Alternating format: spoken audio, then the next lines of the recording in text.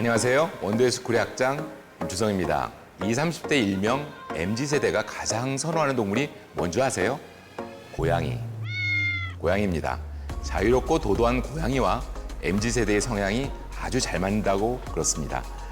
고양이는 그런데 부른다고 오지 않고 자기가 뭔가 흥미로워야 오잖아요. 그래서 MZ세대는 무조건 가르치러 들리지 말고 매력적인 놀이터를 만들어서 불러들여야 한다고 하죠. 그런데 이게 말이 쉽지 일터에서 하려면 상당히 쉽지 않은 일입니다. 자, 오늘은 이 쉽지 않은 일을 극복하여 모두에게 보람찬 일터를 만드는 방법을 얘기해 주실 분을 모셨습니다. 김성준님 환영해 주십시오.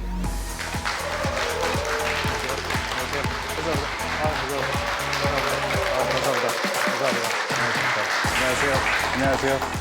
이렇게 초대해 주셔서 감사드립니다. 저는 국민대학교 경연대학에서 리더십과 조직문화를 연구하는 김성준입니다. 저는 조직문화 연구자로서 다양한 기업들의 일하는 방식과 조직문화적 현상들을 고찰해 왔습니다. 그러다 보니 요즘 말하는 세대 간의 차이, 세대 간의 갈등을 아니 얘기할 수 없더라고요. 많은 대기업에서 심리 상담소를 운영하시는데요. 보통 심리 상담소 하면 구성원분들이 보통 자신의 애로사항이나 고민거리들을 말씀하시는 경우들이 있었습니다. 근데 최근에는요, 팀장님들이 오신대요. 팀장님들이 오시면 어떤 얘기를 하시냐? 어떤 팀장님들은 그냥 조용히 울다가 가신대요. 너무 힘드셔서. 팀장 직급이 태어난 이후로, 탄생한 이후로 가장 어렵고 힘든 세대를 살고 있습니다. 요즘 팀장님들은 팀장이 아니고 제가 보기에는요, 틈장이더라고요. 틈장. 다양한 틈에 끼어 있어서 틈장이라는 생각이 들었습니다. 첫 번째는 세대의 틈에 끼어 있습니다. 위로는 386세대의 경연진이 계시고요. 아래로는 MZ세대 구성원들이 계십니다. 그리고 자원의 틈에 끼어 있거든요. 이분들이 팀원 한 명을 뽑으려고 해도 정말 어렵고요. 예산을 늘리려고 해도 정말 어려운 경향들이 있습니다. 또 시간의 틈에 끼어 계시죠. 팀원들이 해야 될 일을 요즘 팀장님들께서 집으로 가져가셔서 일하시는 경우들이 또 적지 않은 것 같습니다. 그래서 어느 대기업에서는 팀장 승진을 거부하는 구성원들도 상당히 많이 있습니다. 흥미로운 점은 요즘 갈등의 양상이 386세대, X세대와 MZ세대 간의 갈등이 아니고요. M과 G세대 간의 갈등이 더 심한 것 같습니다. 왜 이럴까요? M과 G세대 간의 갈등이 왜 이렇게 심할까요? 몇 가지 이유가 있을 겁니다. 첫 번째는 빈번하게 접촉하기 때문에 그럴 수 있고요. 두 번째는 M세대가 과장급이고 G세대는 사원대리급인데 그러면 일을 가장 잘하시는 과장급들이 이끌어 가시는 경우들이 있습니다. 이 과정에서 또 갈등의 요소들이 적지 않은 것 같고요. 또 일부의 M세대 구성원들께서는 기성세대의 가치관에 동화되셔서 그래서 충돌을 일으키는 것이 관찰되고 있습니다. 그러면 여기에서 우리가 이런 질문이 됩니다. 어떤 질문이냐? 요즘 MZ세대 하는데 과연 M과 G세대를 같이 통칭하는 게 맞는 걸까요? 맞는 걸까요? 어떤 분들은 MZ세대가 핑클부터 에스파의 카리나까지다. 여기서 몇백만 명이 있는데 이걸 어떻게 이분들은 이래요 이렇게 정의할 수 있느냐 이렇게 말씀을 주십니다. 그럼에도 불구하고요. 요즘 G세대 구성원들을 보면 기성세대와는 상당히 결이 다른 모습은 분명히 있는 것 같습니다. 우리가 이 현상을 어떻게 해석할 수 있을까요? 저는 두 가지로 설명하고 싶습니다. 첫 번째는요. 태어난 디폴트가 다르면 그 이후의 세상이 다르더라. 1950년대, 60년대 창업을 하신 분들의 디폴트 값은 무엇이었을까요? 6.25 전쟁으로 인해서 온 땅이 황폐화된 이 땅, 아무것도 아무런 인프라도 없는 거죠. 이러한 초기 값에서 이분들은 어떠한 생각을 하게 되었을까요?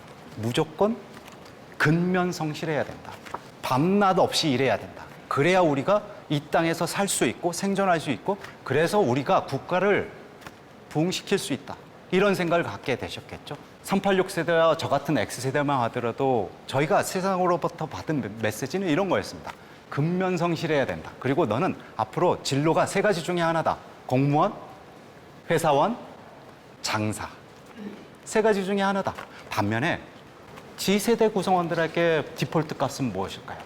요즘 G세대 구성원들은 어떻죠? 인스타그램이나 유튜브나 페이스북이나 다양한 미디어가 발달이 되면서 어릴 때부터 청소년 시절부터 어떠한 모습들을 보느냐 다양한 삶의 양태를 보고 자라왔습니다. 그래서 G세대 구성원들이 어떤 생각들을 주로 암묵적으로 갖고 계시는 것 같냐, 나에게 어떤 탤런트가 있다면 그게 취미든 뭐든 그것만으로도 내가 호구지책을 할 수 있을 거야. 그래서 최근에 나타난 은어 중에 하나가 덕업일치죠. 덕업일치.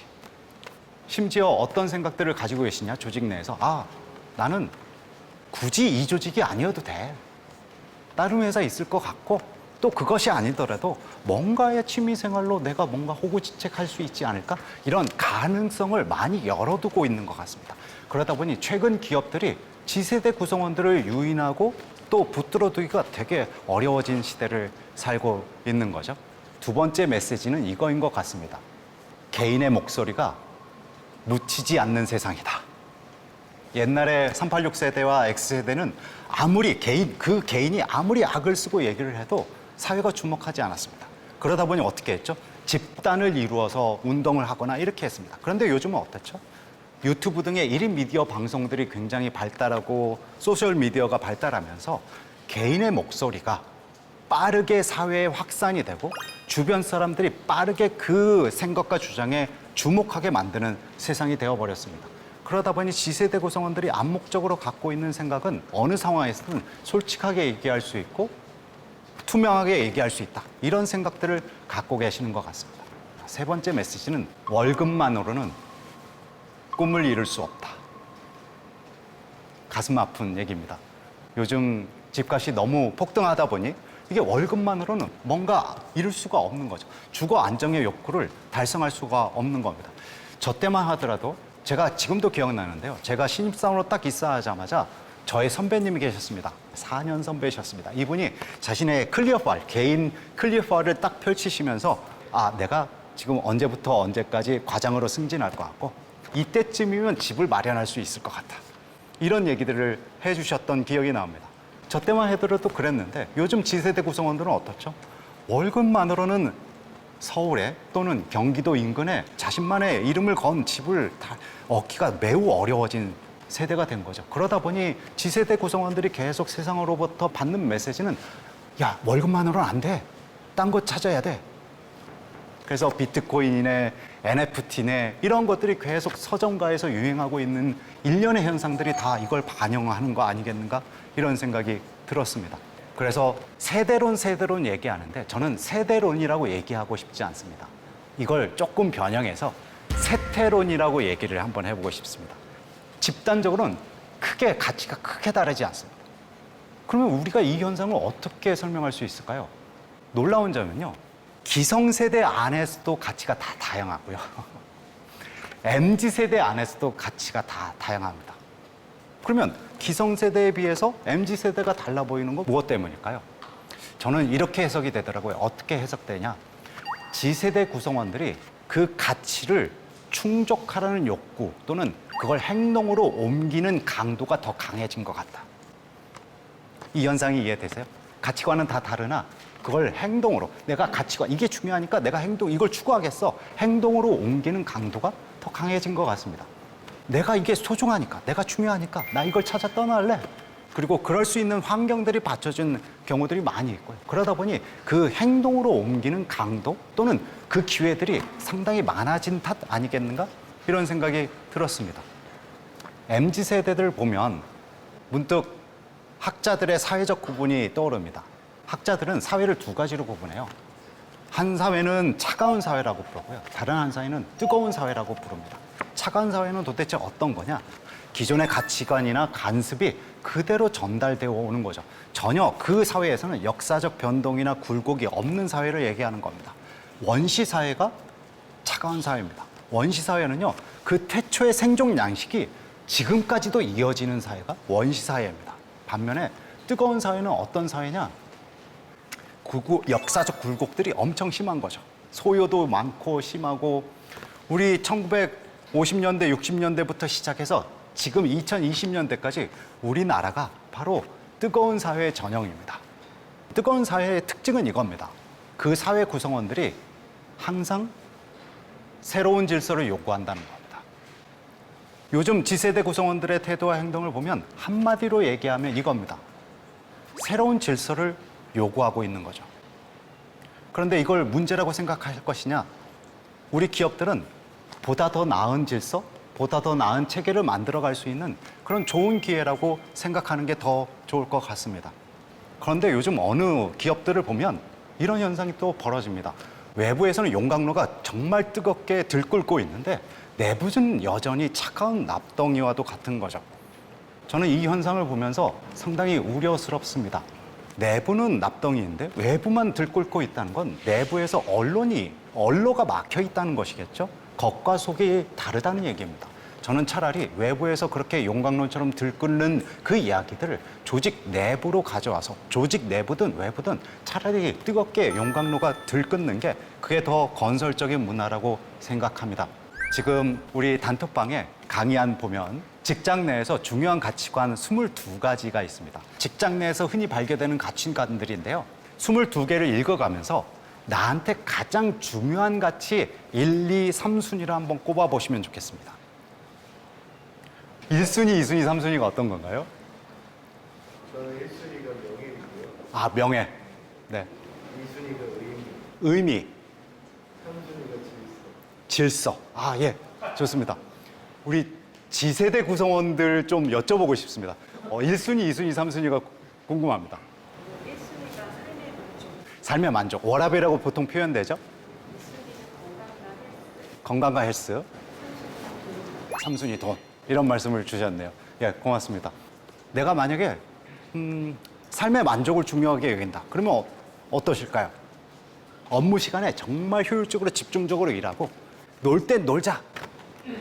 쉴 땐 쉬자. 이렇게 일하시는 경우들이 많이 있습니다. 그래서 내가 중요하게 여기는 가치에 따라서 그분의 태도와 행동이 자꾸 나타나는데요. 우리가 좀 전에 살펴보셨지만 꼽으신 가치관과 G세대 구성원들이 꼽으신 가치관이 상당히 겹치는 부분이 있습니다. 상당히 겹치죠. 그리고 또 기성세대 안에서도 사뭇사뭇 다르고 G세대 구성원들 안에서도 사뭇사뭇 다른 경향들이 있습니다. 흥미로운 점은요. 가치관에 우리들의 행복이 달려 있습니다. 행복의 비밀이 있습니다. 뭘까요? 내가 지금 근무하는 환경이 내가 중요하게 여기는 가치관을 충족시키면 어떻게 될까요? 만족하고 행복합니다. 예를 들면 내가 가장 중요하게 여기는 가치가 학습과 탐구예요. 그러면 어떤 환경에서 일할 때 가장 만족하고 행복하실까요? 새로운 자극이 매일매일 들어오고 새로운 기술이나 트렌드를 탐색하는 그런 환경에서 일하실 때 가장 행복하겠지만 반면에 매일매일 해야 되는 일들이 반복적이고 작은 일이면 어떻게 될까요? 너무 힘듭니다. 너무 불만족스럽습니다. 그래서 여러분들의 행복의 비밀이 내가 중요하게 여기는 가치관에 달려 있습니다. 그리고 흥미로운 점은 이 가치관, 내가 중요하게 여기는 가치관에 따라서 내가 앞으로 직무를 이동한다면 내가 중요시 여기는 가치를 충족시킬 수 있는 그런 직무나 환경이면 가장 행복하고 만족할 수 있습니다. 그러면 개인의 가치관에 행복의 비밀이 있다는 것은 우리 기업에게 어떤 점을 시사하는 걸까요? 우리 G세대 구성원들이 가치관을 스스로 또 충족시킬 수 있는 환경들을 기업들이 마련해 주는 게 좋을 것 같은데요. 구성원들한테 그가 중요하는 가치를 어떻게 충족시켜 줄 수 있을까요? 물론 모든 구성원들의 가치를 충족시켜 줄 수는 없을 겁니다. 그럼에도 불구하고 두 가지 점을 생각해 볼 수 있을 것 같습니다. 첫 번째는 우리 회사가 중요하게 여기는 가치가 무엇이고 구성원들한테 줄 수 있는 가치가 무엇인지를 명확히 한 다음에 그런 지원자들을 유인하고 채용하는 것이겠죠. 이게 첫 번째일 거고요. 두 번째는 현 구성원들한테는 그분들이 중요하게 여기는 가치를 충족시킬 수 있는 업무 환경을 제공하도록 노력하는 것이 기업들이 해야 될 일 중에 하나인 것 같습니다. 이걸 어떻게 볼 수 있을까요? 최근 실리콘밸리를 중심으로 많은 기업들이 어떤 걸 하냐? 리더와 구성원이 1대1 미팅을 많이 하십니다. 우리나라에서도 2017년경부터 시작해서 1대1 미팅을 주기적으로 리더가 구성원과 함께 1대1 미팅을 주기적으로 갖는 기업들이 점차 늘어나고 있습니다. 최근에도 점차 늘어나고 있는 상황이에요. 그 전에 1대1 미팅의 핵심은 무엇일까요? 요즘은요, 소통의 방향이 바뀌었습니다. 옛날에는 상대적으로 예측하기가 쉬웠고 그걸 주로 예측하신 분들이 누구셨냐? 경험이 많은 경영진이셨습니다. 그러다 보니 소통의 방향이 경영진에서 구성원으로 흐른 경영들이 있습니다. 그런데 요즘처럼 답이 없는 세상에서는 그 답을 알고 있을 개연성이 누가 더 많을까요? 아마도 고객과 가까이 있는 분들, 기술과 가까이 있는 분들, 시장에 가까이 있는 분들일 겁니다. 그런 분들이 누구시죠? 구성원들이십니다. 그래서 많은 기업들이 요즘 1대1 미팅을 하면서 구성원들이 어떠한 생각과 감정을 갖고 이 일을 하시는지 이런 얘기들을 적극적으로 경청하려고 하는 기업들이 늘어나고 있습니다. 가장 효과적인 1대1 미팅을 제가 데이터로 분석해보니요. 이걸 2017년도에 데이터로 분석해봤는데요. 첫 번째는요. 1대1 미팅을 갖기 전에 리더분들이 사전에 철저하게 준비하는 게 1대1 미팅의 효과성을 높이더라고요. 리더가 이 구성원을 만나서 어떤 질문을 던지지? 어떤 얘기를 나누지? 사전에 치밀하게 준비하시면 준비할수록 구성원의 생각들을 더 많이 이끌어내실 수 있을 겁니다. 두 번째는요. 1대1 미팅의 과정에서 리더들이 어떠한 태도와 행동을 보이시는 거냐 하는 겁니다.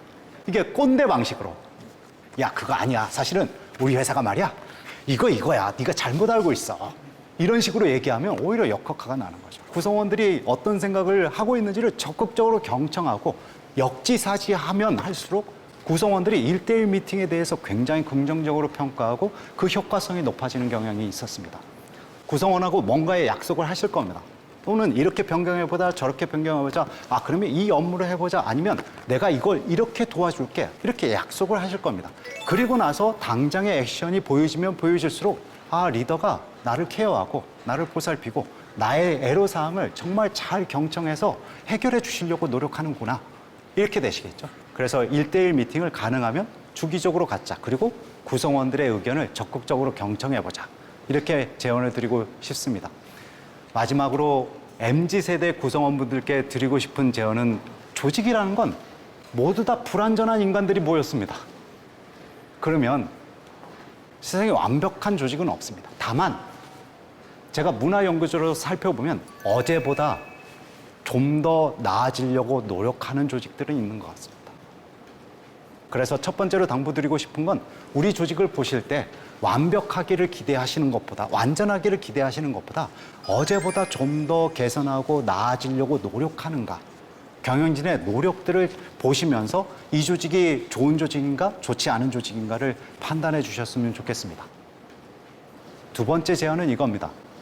아까 가치관 우리 체크해 보시죠. 1, 2, 3순위를 살펴보셨습니다. 현재 내 조직이 그리고 내 직무 환경이 내 가치를 충족하고 있는가. 그런데 만약에 내 가치를 충족하지 못해서 내가 힘들고 어렵다면 일단은 먼저 리더분과 같이 상의하는 것이 필요하겠죠.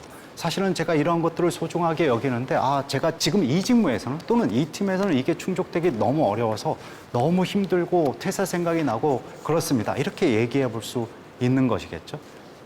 하나뿐인 인생, 우리가 개인 삶에 있어서도 행복하지만 우리 일터도 곧 3터거든요. 일터에서도 행복한 인생을 보내셨으면 좋겠습니다. 제 강의를 마칩니다. 고맙습니다. 감사합니다. 재밌게 들으셨나요? 네. 네. 일명 아주 또 여러 가지 직업이나 나이상 꼰대 가까운 저도 듣기에 재밌었습니다. 네, 이제 질문이 많이 올라온 것 같습니다. 여기 질문을 보면서 얘기를 해보도록 하겠습니다. 그래, 나 꼰대 맞아 어쩔래라는 유형의 상사에게는 어떻게 대처하면 좋을까요? 이거 변명하는 거죠. 나 꼰대니까 나 알아서 할래. 알아서 할래. 이렇게 하시는 분들이 또 일부 있습니다. 이런 경우에는 참 개인이 어떻게 대처하기가 정말 어렵고요. 이거는 또 기업 차원의 노력들이 같이 병행이 되어야 될 것 같습니다. 요즘 많은 기업들에서 리더들을 중심으로 리더들의 태도와 행동을 변화시키기 위해서 그리고 사회적 흐름에 하기 위해서 여러 가지 제도들을 구비하고 마련하고 있습니다. 그러한 노력들이 기업 차원의 사실 노력들이 많이 필요한 얘기인 것 같습니다. 의사소통에 있어 MZ세대와 기성세대 간의 적극적인 소통의 장을 마련하는 성공적인 사례는 어떤 것이 있을까요? 저한테 어떤 질문들을 많이 주시냐면 가장 좋은 조직 문화는 무엇인가요? 이렇게 말씀을 주십니다. 그래서 어떤 분들은 수평적 문화가 좋은 건가요? 수직적 문화가 좋은 건가요? 뭐 창의적 문화가 좋은 건가요? 이렇게 말씀을 주시는데요. 문화 그 자체로는 좋다 나쁘다를 판단하기 어렵거든요. 수평적 문화 자체만으로는 판단하기 어렵습니다. 예를 들어보면 군대가 수평적 문화, 완벽한 수평적 문화가 된다면 이게 군대의 미션을 달성하기가 너무 어렵죠. 이게 그래서 가장 좋은 문화는 첫 번째는 그 조직의 미션과 목표에 부합되는 문화이라는 방식, 이거야 되고요. 두 번째는 이 질문과 관련된 얘기입니다.